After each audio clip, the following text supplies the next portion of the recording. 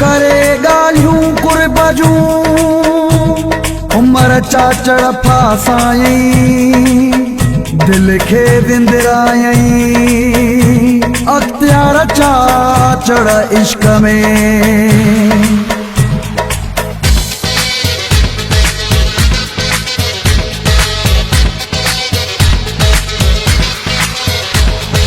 मिठा मिठा बोल दई चरियो कई प्यार में। मिठा मिठा बोल दई चरियो कई प्यार में बचणो घणो ही चाहियो फासाए वेजार में। आया मजनू दीवानो इहो हाला ही सजो भूरे रंग जो कमाला ही सजो भूरे रंग जो कमाला ही सजो भूरे रंग जो कमाला ही सजो भूरे रंग जो कमाला।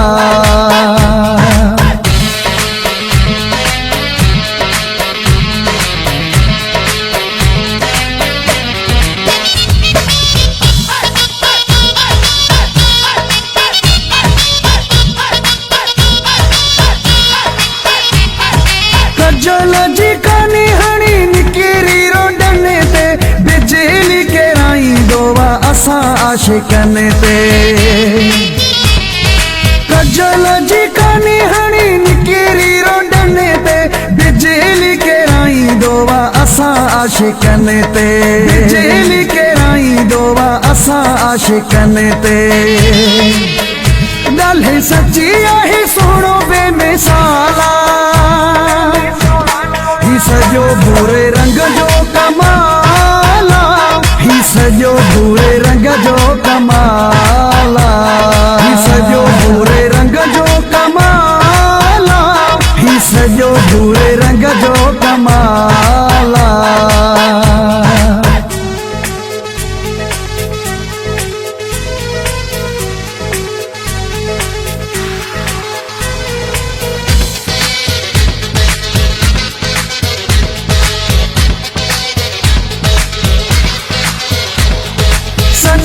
चपने सा नाव जडे खड़े थो कसम कुरान जो त अंगो अंगो ठरे थो।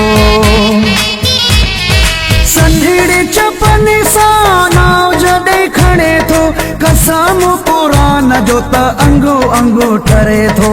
कसम कुरान जो त अंगो अंगो ठरे थो।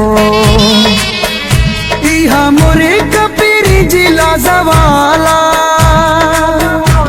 ही सजो भूरे रंग जो कमाला ही सजो भूरे रंग जो कमाला ही सजो भूरे रंग जो कमाला ही सजो भूरे रंग जो कमाला।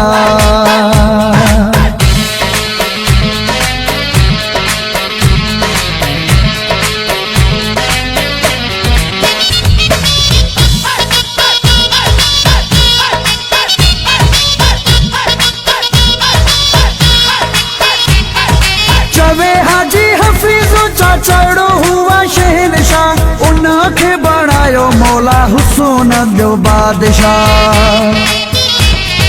चवे हाजी हफीज़ो चाचड़ो हुआ शहनशाह उनखे बणायो मौला हुसैन जो बादशाह। उनखे बणायो मौला हुसैन जो बादशाह।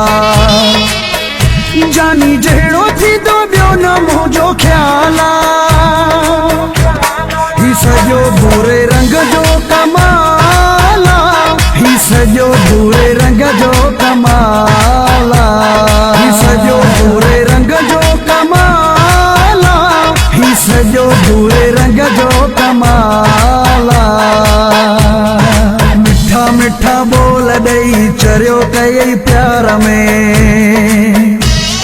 मिठा मिठा बोल दई चरियो कई प्यार में बचणो घणो ही चाहियो फासाए वेजार में।